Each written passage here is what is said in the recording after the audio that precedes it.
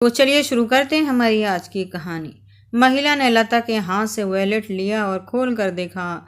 अंदर विहान और तारा की तस्वीर देखकर उन्हें कुछ संतुष्टि सी हुई और उन्होंने लता से अंदर आने के लिए कहा। लता कुछ झिझकती सी उनके पीछे अंदर चली गई। अंदर पहुंचने पर देखा कि एक बड़ा सा कमरा है जिसमें सामने दीवार पर टीवी स्क्रीन लगी है और एक सोफा सेट और एक कोने में एक टेबल कुर्सी थी। एक तरफ पर्दा था जो उसके पीछे एक और कमरे होने की एहसास करवा रहा था। इतने बड़े कमरे में एक तरफ झन्ने से हल्के रंग के पर्दे के पीछे छोटी सी रसोई बनी हुई थी। देख रही थी लता ने चारों तरफ अच्छे से निगाहें घुमाकर। उसे किसी कोने में विहान और तारा की कोई तस्वीर दिखाई नहीं दी। तभी महिला ने उसकी आगे रखी छोटी सी सेंटर टेबल पर पानी के गिलास रखते हुए कहा, थैंक यू बेटा, तुमने ईमानदारी दिखाई। आजकल तो धोखे के ही टाइम है, किसी से कोई होप नहीं है। यह कहते हुए महिला ने एक गहरी सांस ली और फिर लता की ओर देखते हुए बोली, मेरा नाम शरण है। सॉरी मैं भूल गई। तुमने क्या नाम बताया बेटा अपना? लता को याद आया कि अभी तक उसने अपना नाम नहीं बताया था। उसने तो जल्द ही कहा, रशीम। लता ने बात आगे बढ़ाने की कोशिश की। उसने शरण से पूछा, आंटी आप यहाँ लगती नहीं। मेरा मतलब है कि आप लोग यहाँ कहीं भारत के बाहर लंदन से आए हैं हम लोग। उन्होंने धीमे से आवाज़ दिया। इससे पहले के लता कुछ और पूछती कि पर्दे के पीछे वाले कमरे से ग्रैंड मॉम पुकारती हुई किसी छोटी सी बच्ची की आवाज़ सुनाई दी। यह शायद उसी बच्चे की आवाज़ थी जो उस दिन विहान के डैड पुकार रहा था। लता के दिल की धड़कनें और तेज होती गई। शरण जल्द अंदर जाना चाह रही थी कि तभी उन्हें ध्यान आया कि लता उनके सामने बैठी है। उठी और झट से अंदर जाने के कमरे में कोशिश करने लगी। तभी वो लड़खड़ा सी गई तो लता ने उन्हें संभाल ली, झट से उन्हें सहारा दिया। वो मुस्कुरा कर रह गई और उन्होंने लता को बैठने के लिए कहा। वे अंदर गई और कुछ ही पलों में बाहर आई। लता ने देखा तो उनके हाथों में कुछ नोट थे। बेटा आपका बहुत बहुत शुक्रिया, थैंक यू। यह बस मेरी तरफ से। उन्होंने लता की वो नोट थमाना चाहा। अरे आंटी, ये क्या कर रही हैं आप? लता ने उनका हाथ थाम लिया। तभी अंदर से दोबारा आवाज़ आई। अब की बार शरण के अंदर जाना ही पड़ा।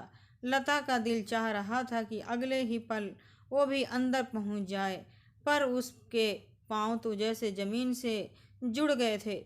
कुछ ही मिनट बाद शरण बाहर आई तो लता ने उनसे जाने की इजाज़त मांगी। शरण ने एक बार फिर नोट वाला हाथ आगे बढ़ाया तो लता ने ना में सर हिला दिया और तेजी से कमरे के अंदर दरवाजे से बाहर चली गई। घर वापस आई तो उसका सिर दर्द से फट रहा था। तेज दर्द उसे बेचैन कर रहा था। वो न जाने किस ख्यालों में खोती जा रही थी। सिर दर्द की गोली खाकर उसने खुद को बेड पर पटक दिया तो उसे पता ही नहीं चला कि कब उसकी आंखें मूंदती चली गई। लता की उस उठी तो उस रात के 9 बज रहे थे। उसने मोबाइल देखा तो विहान के 3 मिस्ड कॉल आई हुई थी।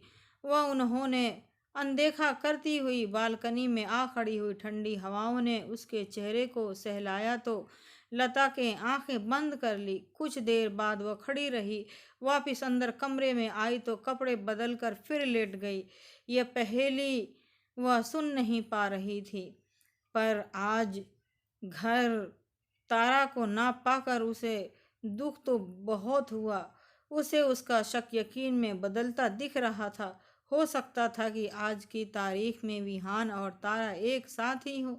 वह विहान ने उसे जीवन के किस मोड़ पर लाकर खड़ा कर दिया था जो वह इस तरह से अपने ही पति की जासूसी जैसा काम करने के लिए मजबूर हो गई थी। वह बिल्कुल उस घर में दोबारा जाना नहीं चाहती थी, पर विहान की इस सच्चाई से पर्दा कौन उठाएगा? कौन बताएगा कि उसकी जिस जाल में वह खुद को फंसा रही है वह एकदम अलग से, और आखिर वह किसने बुना है। अगली सुबह गर्म चाय का घूंट उसके गले से नीचे उतरा तो उसे लगा कि जैसे उसे वाकई उबकाई आ जाएगी। वो बाथरूम की ओर भागी। बाहर आई तो उसे अपनी तबीयत कुछ ठीक महसूस नहीं हो रही थी। जिस्म निढाल होता जा रहा था। उसने ना चाहते हुए भी वर्षा को कॉल कर दी। वर्षा ने उसे आराम करने की हिदायत देने के साथ जल्द ही उसके पास पहुंचने की बात की। दोपहर में कबीर के साथ वर्षा लता के पास आई तो लता ने झट से कबीर को गोद में खींच लिया। अरे क्या कर रही हो भाभी, लेटी रहो ना। और ये क्या हुआ तुम्हें? चेहरे कैसे पीला पड़ा हुआ है, बुखार है क्या? वर्षा लता को देखकर घबरा सी गई। ऐसा कुछ नहीं है, बस तुम बहुत कमजोरी महसूस कर रही हो। आराम करूंगी तो बिल्कुल अच्छी हो जाऊंगी। अच्छा, फिर मुझे क्यों बुलाया? जानती हूँ तुम्हें, मैं जब भी तबीयत खराब होती है ऐसी ही बातें करती हो। डॉक्टर के पास जाने के नाम से ही तुम्हारी आधी तबीयत ठीक हो जाती है, पर आधी अधूरी, आधी या पूरी तबीयत जैसी भी हो, डॉक्टर को तो दिखाना ही है। चलो उठो, भैया को फ़ोन करती हूँ। अभी नहीं, विहान को फ़ोन मत करना, आज उनकी बहुत ज़रूरी मीटिंग है। मैं चल रही हूँ, लता जल्दी से बोली।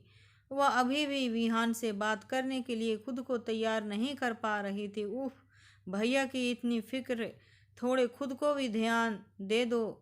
चलो जल्दी कपड़े बदलो, वर्षा ने पूरी अधिकार से कहा।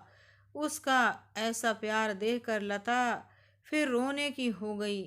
वर्षा माँ जी अब कितना चाहते हैं उसे, इन लोगों से तो वह अलग होने के बारे में सोच भी नहीं सकती है। लता को सिम नहीं आ रहा था कि क्या होगा। अब सबको विहान की असलियत पता लगेगी तब क्या होगा। सबके सामने तो वह एक आदर्श बेटा, भाई और पति के रूप में दिखाई देता है। ये लोग तो उसके इस कर्म से बिल्कुल अनजान हैं। अरे कहाँ खो गई भाभी? आ जाएंगे भैया भी, बस 1-2 दिन की बात है। वर्षा ने लता को सुनने में गुम होते देखकर कहा था। डॉक्टर के पास से वापस आने पर लता जहाँ पहले से ज़्यादा खामोश हो गई थी, वहीं वर्षा तो जैसे खुशी से पाँव ही जमीन पे नहीं थे। भाभी भाभी, यह क्या किया तुमने? मुझे ना माँ जी को फ़ोन कर देना चाहिए, ना भैया को। आखिर इस खबर का हम सभी को कितने बेचैनी से इंतज़ार था इस पल का। लता बस खामोशी से वर्षा को देखे जा रही थी। कबीर अब जल्दी से, कबीर का भाई बहन आएगा, वाह कितना मज़ा आएगा। कबीर को अब यहाँ है ना, बोलो। वर्षा कबीर को गोद में उठाकर बहुत ज़्यादा खुश थी। लता अब तो जैसे बिल्कुल ही सोचने समझने की हालत में नहीं थी। जिस घड़ी का उसे और विहान को न जाने कब से इंतज़ार था, वह खुशी की खबर देने का वक्त आया भी तो तब जब लता विहान को खुद से अलग मानने लगी थी। आज अगर सब पहले जैसा हो तो वह फिर विहान खुशी से पागल होते जाएंगे। तभी वर्षा ने विहान को फ़ोन लगा दिया और विहान ने बात करते हुए बोली, भैया कब वापस आ रहे हो? घर में बहुत बड़ी खुशखबरी है।